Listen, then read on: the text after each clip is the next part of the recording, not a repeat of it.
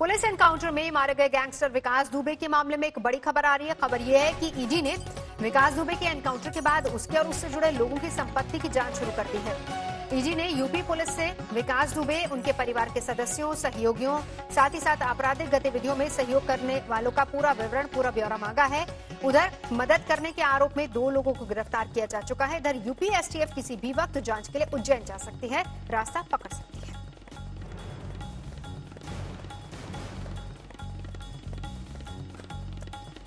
तो लगातार विकास दुबे तो नहीं रहा, लेकिन अब साथ ही साथ गैंग पर शिकंजा कसने की तैयारी। कितनी संपत्तियां इकट्ठा की थी, कौन कौन लोग उसमें शामिल थे, किस किस के नाम पर कहां पर संपत्ति थी, इसका पूरा ब्यौरा मांगा गया है और इसकी छानबीन अब की जाएगी। ईडी ने ये पूरा ब्यौरा मांगा है। गैंगस्टर का सफाया करने के बाद अब गैंग को भी माफ नहीं किया जाएगा। गैंग पर कार्रवाई की पूरी तैयारी है।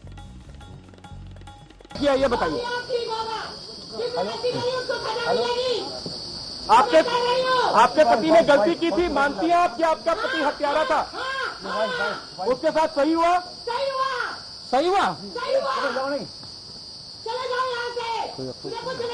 जब जेल में था तो उसने कहा था कि चपटी छूटने के बाद हम सिर्फ तुम्हारी ही सेवा करेंगे, तो उसने सेवा भी नहीं की और दूसरे ये बवाल कर रखा कि 8 सिपाहियों को मार दिया, जो जघन्य अपराध है।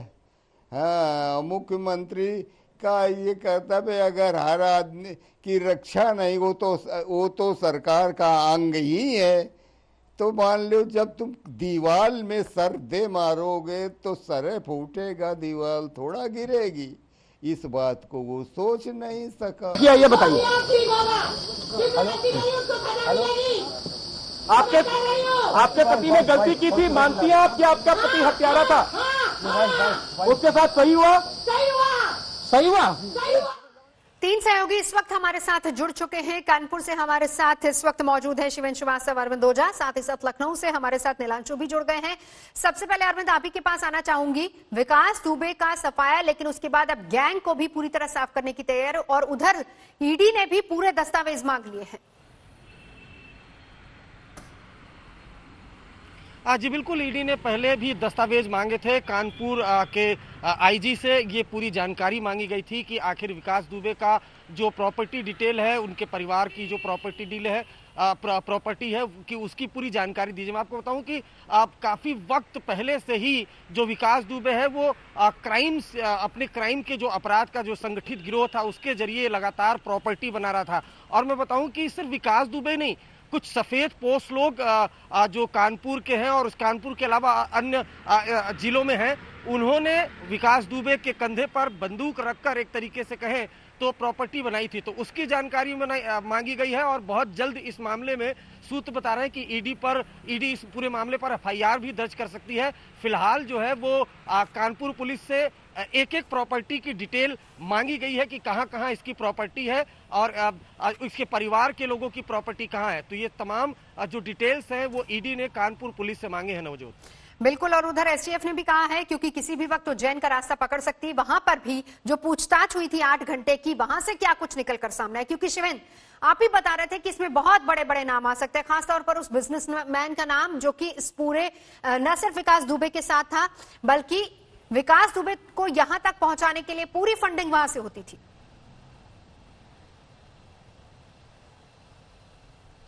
देखिए नवजोत, मैं बता दूं कि जो 6 तारीख को आईजी कानपुर को चिट्ठी भेजी गई है ईडी की तरफ से, जिसमें विकास की बेनामी संपत्ति, उसके तमाम रिश्तेदारों, जानने वालों की संपत्ति के बारे में ब्यौरा मांगा गया है। वो उसके पीछे आधार भी यही है।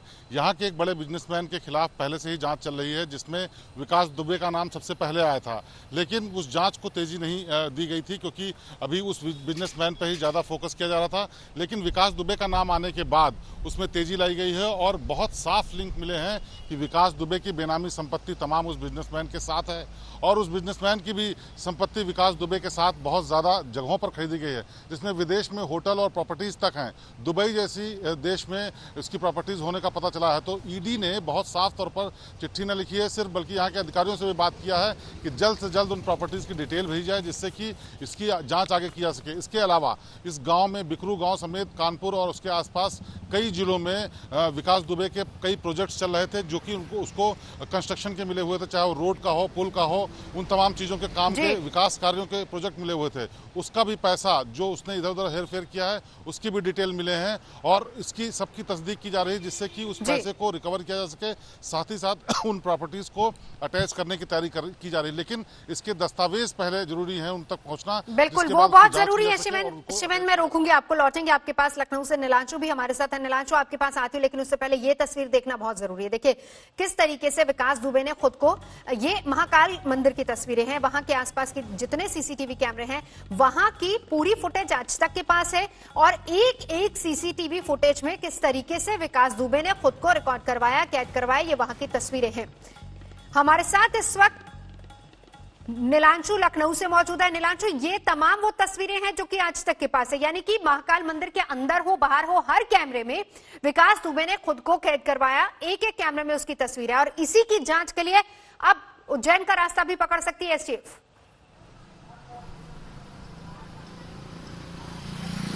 जी देखिए, साफ तौर पर एसटीएफ सूत्रों ने बताया है कि एक टीम उज्जैन जाएगी और ये जांच करेगी कि किस तरह से विकास दुबे उज्जैन पहुंचा और किन लोगों ने मदद की। उज्जैन में कई लोगों को हिरासत में भी लिया गया है, कुछ गिरफ्तारियां भी इस पूरे मामले को लेकर हुई हैं। लेकिन साफ तौर पर जो वरिष्ठ पुलिस अधिकारी हैं वे बता रहे हैं कि भले ही विकास दुबे का एनकाउंटर हो गया हो, लेकिन कई अभी ऐसे लोग हैं जो 8 पुलिसकर्मियों की हत्या में शामिल थे, वो अभी फरार है।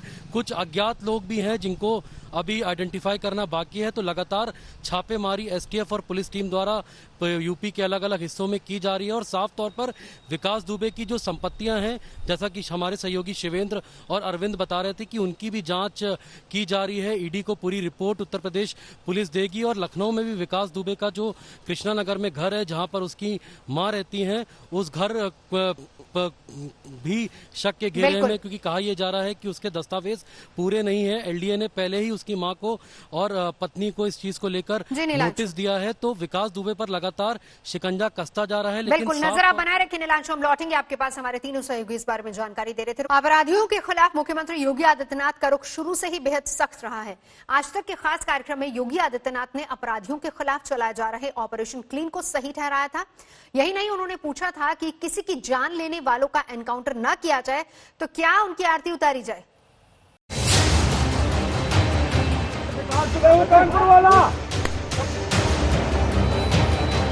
बड़ी खबर यही है, विकास दुबे जिस गाड़ी में आ रहा था उसका एक्सीडेंट हो गया है। पुलिस द्वारा आत्मरक्षार्थ जवाबी फायरिंग की गई, उसकी मृत्यु हो गई। उत्तर प्रदेश में रहेंगे तो फिर उनके लिए 2 जगह होंगी, मुझे लगता है उस जगह कोई भी नहीं जाना चाहेगा। तो मैं क्या अपराधियों की आरती उतारूं?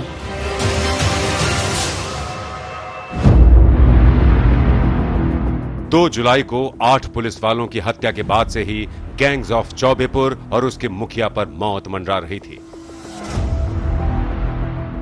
एक एक कर उसके गैंग के 5 गुर्गों को पुलिस ने ढेर कर दिया और फिर उज्जैन से कानपुर आते आते गैंग का सरगना विकास दुबे एनकाउंटर में मारा गया।